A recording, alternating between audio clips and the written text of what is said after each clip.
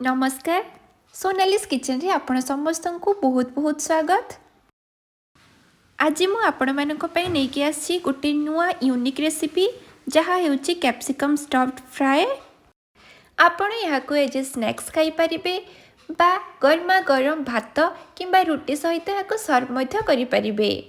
Are test जेते स्वादिष्ट एटा बनैबा process मध्य बहुत सहज। ताहले चलतु आज रेसिपी स्टार्ट करबा अति सहज उपाय कैप्सिकम स्टफ्ड फ्राई। चलतु देखि नबा एथिरे व्यवहृत होथबा इंग्रेडिएंट्स। एथिपई मु 3टी कैप्सिकम नेछि, पूर्वरु 3टी आलू को सिझेइकी नेछि, आउ किछि बेसिक मसाला एवं फ्राई करिया पई तेल। आलू पूरा बनैया पई ग्रीन मटर एवं स्वीट कॉर्न नेछि, एटा फ्रोजन थिला।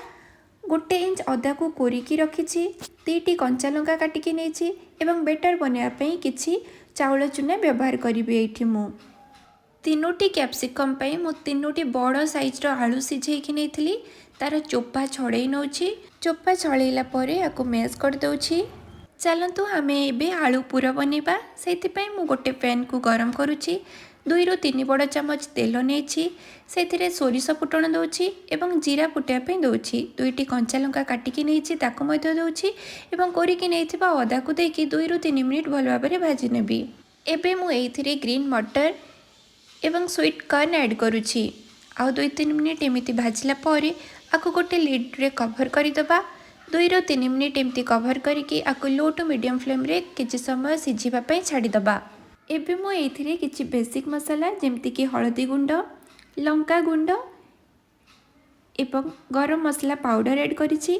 आपण चाहिले आउ किछि पाउडर बा चाट मसला ऐड करि परिबे। मसला सहित भाजी हैला परे पूर्वरु मैश करिकी रखिथिबा आलू को एबे एथिरे ऐड करिबी। आलू को मसला सहित भल भाबरे मिसई देबा। एबे मु एथिरे स्वाद अनुसार लूण दउछि। लूण देला परे आउ किछि समय एपट सेपट करिकी भाजी नबा एवं लीड कवर कर देबा, जहा द्वारा मसला आलू भितरे भल भाबरे भेदी पारिबो। आलू पूरा वाला स्टफिंग हमर रेडी हे जाइछि। याको ठंडा हवा पई किछि समय छाडी दबा। चलंतु आमे एबे कैप्सिकम काटिबा। एथि पई डेम्फ थिबा साइड रे स्लाइस करिके टिके काटिबा।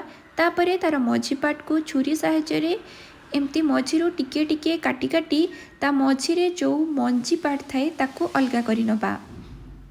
एबे आमे आको स्लाइस स्लाइस करिके काटिबा। काटिला बेले स्लाइस गुड़ा बेसी भी पतला करिके काटी देबेनी, कारण पतला करिके काटी देले पूरा दबा समय रे कैप्सिकम गुड़ा साइड रू फाटी जिबार संभावना थाए। बाकी 2टी कैप्सिकम को मध्य मु काटिकी नेछि। देखंतु मु केते मोटा करिके काटिकी नेछि। आपण ए परिका मोटा करिके काटिबे। कैप्सिकम रा बळका रहितबा पार्ट को आपण कोनोसी तरकारी बा चिली आइटम रे व्यवहार करि परिबे। कैप्सिकम तो आमे काटी सारी छी। आ आलू पूरा मध्य हमर रेडी अछि। आलू पूरा को कैप्सिकम रे पुरेला बेले ध्यान देबे जेमती पूरा को पूरा भला भाबरे प्रेस करि करि लगेबे, नहेले तावा रे फ्राई कला समय रे पूरा खोली जिवो। देखंतु सबुतक कैप्सिकम रे मु पूरा देकी रेडी करि सारी छी। एबे नेक्स्ट स्टेप रे आमे कोन करिबा ना, मु चाउल चूना नै छी एठी गोटे घोळ प्रस्तुत करिया पई। आपण चाउल चूना परिवर्ते आरारूट रो मध्य व्यवहार करि परिबे। क्रिस्पीनेस पई मु एठी चाउल चूना रो व्यवहार करि छी। एबे मु एथिरे स्वाद अनुसार लूण ऐड करूछि, आउ किछि समय घोळै नउछि। फ्राई करिया पई गोटे तावा को गरम करने छी। तावा गरम हैला परे 2 ରୁ 3 बड़ चामच तेल गरम करूछि। रेडी करिकी रखिथिबा पूरा दिया कैप्सिकम को प्रस्तुत करिथिबा घोळ रे भल भाबरे डीप करिकी तावा रे गोटे परे गोटे दबा। घोळ रे कैप्सिकम सब को डीप कला बेले ध्यान देबे जेमती आलू पूरा कैप्सिकम रो खोली न जाए। फ्राई कला परे ए जो हमें चाउल चूनार घोळ देइछे सेटा ताको गोटे बाइंडिंग करिया पे हेल्प करिवो।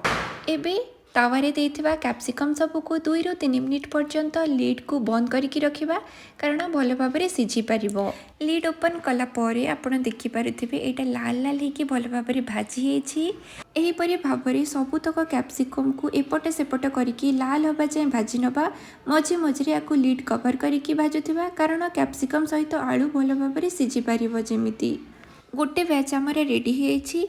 एही परे आउ बाकी थिबा कैप्सिकम सब को मध्य मु एही परे भाजी नेबी। देखिले तो केते इजी वे रे हमर स्टफ्ड कैप्सिकम फ्राई तैयारी हे जाइछि। यही सिंपल रेसिपीटी आपण निश्चय घरे थरे ट्राए करेंगे।